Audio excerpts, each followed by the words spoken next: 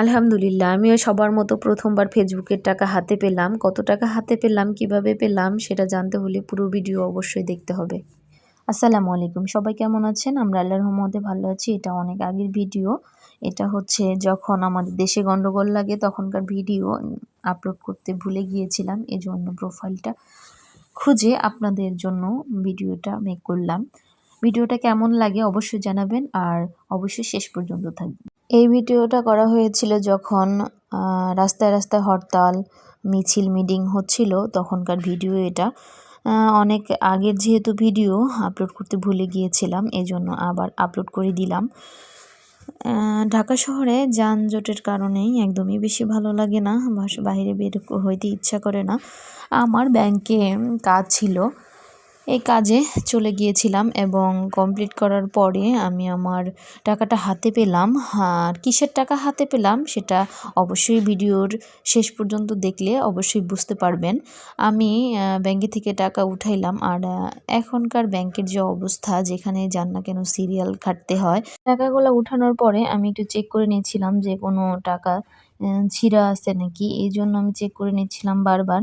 যেহেতু আমি ব্যাংকে একা এসেছিলাম এবং কি বাবুকে বাসায় রেখে আসছিলাম, যেহেতু আমার আম্মু তখন বাসায় ছিল, এজন্য আমি বাবুকে রেখে আসছিলাম। আর রাস্তায় তো অনেক বেশি জ্যাম ছিল।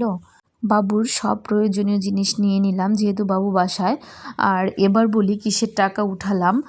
সবাই তো ফেসবুকে বলে যে আমি প্রথম ইনকাম ফেসবুকে থেকে উঠালাম, এরকম আমরাও অনেক স্বপ্ন দেখি। যদিও ছোট কন্টেন্ট ক্রিয়েটার, কিন্তু স্বপ্ন দেখতে তো আর বাধা নাই। তাই আমিও একটু ফিল নিলাম যে কেমন লাগে প্রথম ইনকামের ভিডিও দিতে। আপনারা সত্যি সত্যি এটা মনে করিয়েন না, আমার এটা ফেসবুকের ইনকামের টাকা না, এটা আমার পার্সোনাল টাকা। ফেসবুকেতে অনেকে এরকম ভিডিও দেয়, তাই আমিও ভাবলাম যে আমিও একটা দিই, কেন নয়। তো সবশেষে বাবুর জন্য সব খাবার দাবার নিয়ে আমি রওনা হয়ে গেলাম। আর এই সময় ছিল অনেক রোদ আর অনেক গরম, যেহেতু এটা সেই ছাত্রদের আন্দোলনের সময়ের ভিডিও ছিল।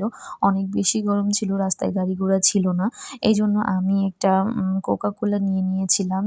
যেহেতু তখন রাস্তাঘাটে গাড়ি ঘোড়া খুবই কম চলতো, এই জন্য আমাকে অনেকক্ষণ ওয়েট করতে হয় রাস্তার মধ্যে। তখন রিক্সা পাচ্ছিলাম না, এই জন্য ভাবলাম যে কেন নয় আমি একটু বাসে চড়ি, অনেক দিন থেকে তো বাসে চড়ি না, এই জন্য একটু বাসেও চড়ে ফেললাম।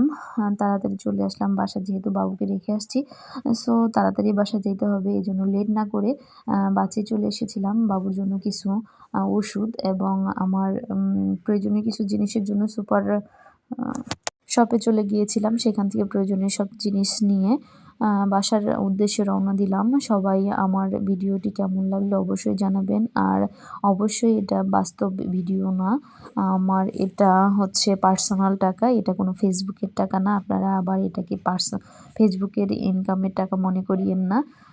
সবাই ভালো থাকবেন।